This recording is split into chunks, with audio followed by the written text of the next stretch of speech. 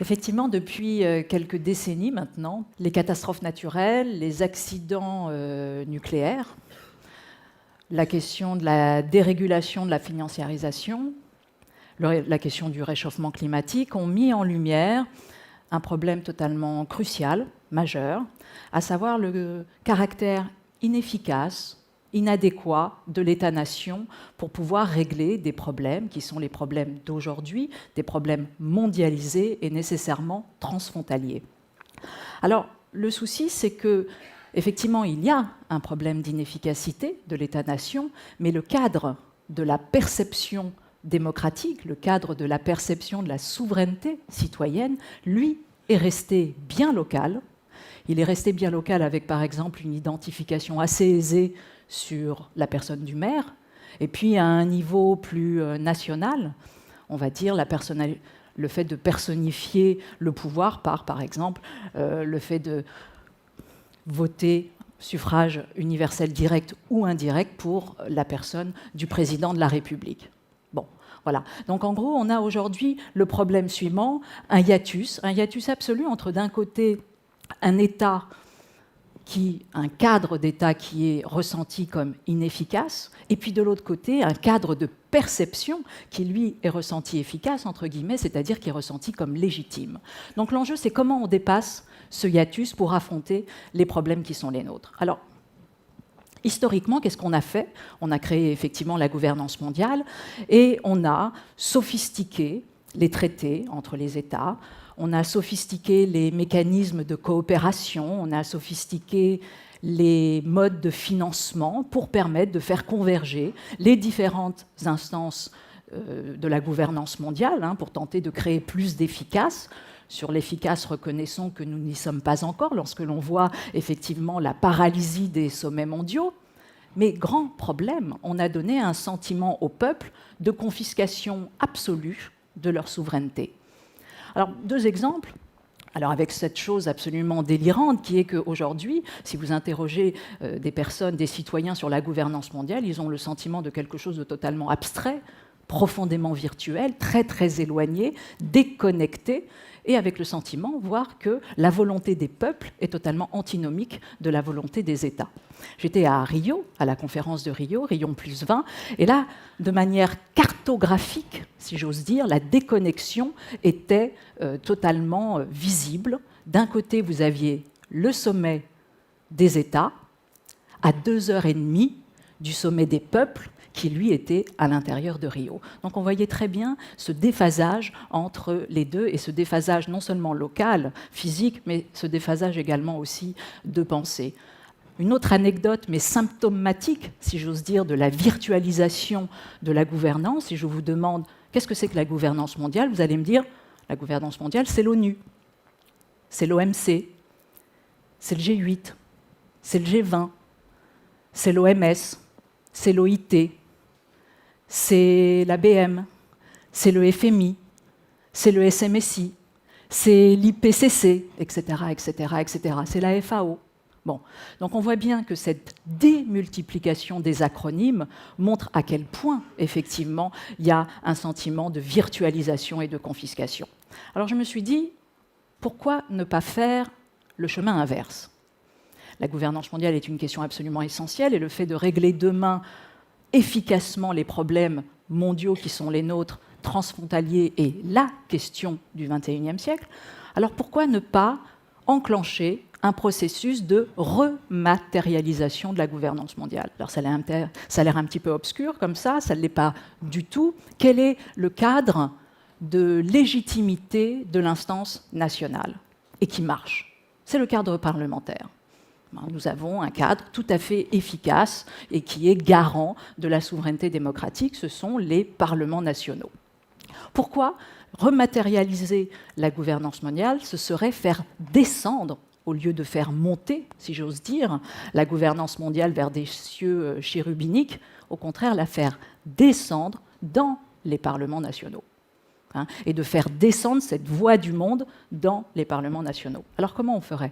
Prenons un exemple, la France. La France, c'est à peu près moins de 1000 parlementaires, on doit tourner autour de 925 de mémoire si on associe le Sénat et, comment dire, le Parlement, là, l'enjeu serait d'internationaliser une partie du Parlement. On aurait une centaine de parlementaires susceptibles, c'est pas rien, 100, ça constitue une minorité profondément active et prescriptrice.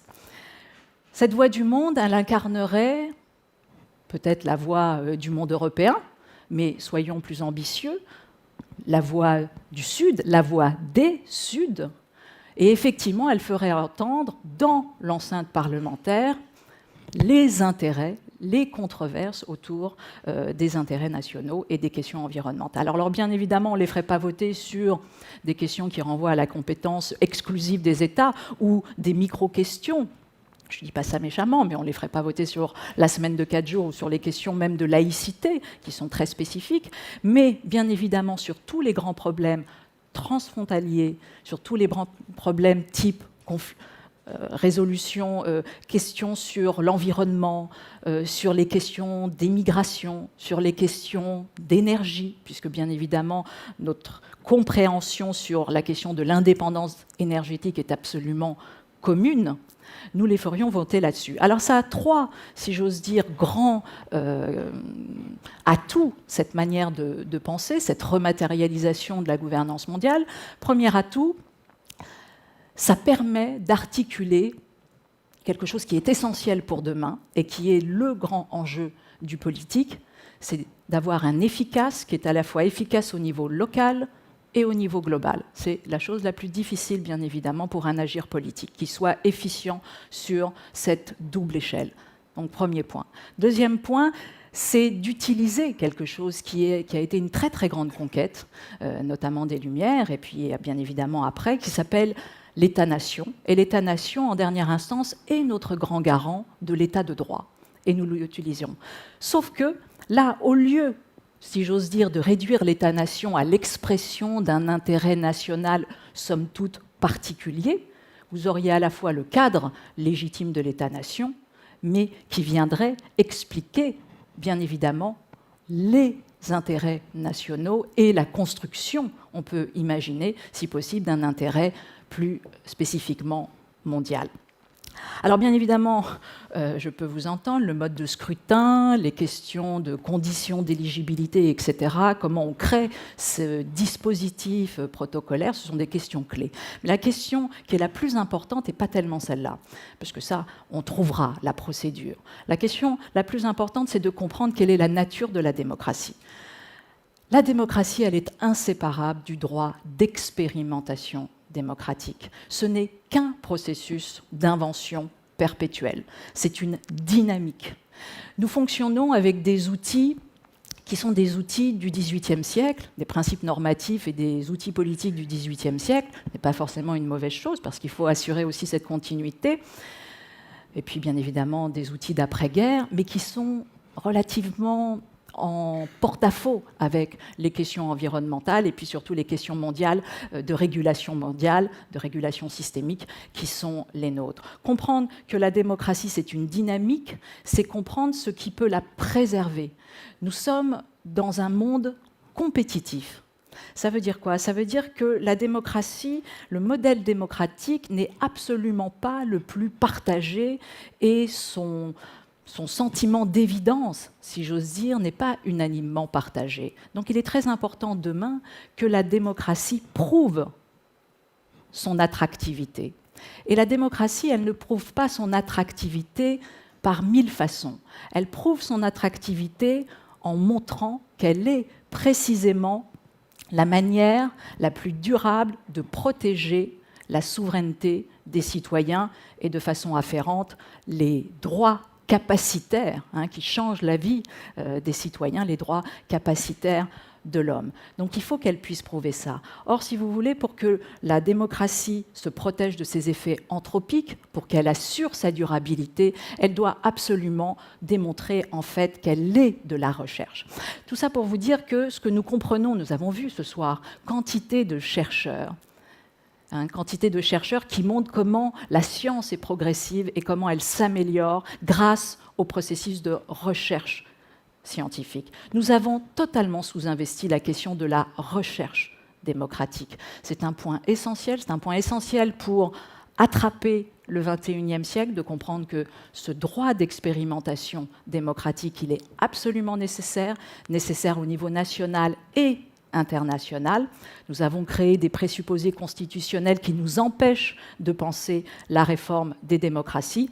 Et hélas, penser la réforme des démocraties, ça ne fait que construire du désenchantement et du populisme. Donc, un seul mot ce soir, moi j'essayais de défendre cette idée d'une recherche démocratique au service de la durabilité et de rappeler à quel point la démocratie n'est pas du statu quo et ce n'est qu'un processus d'invention. Je vous remercie.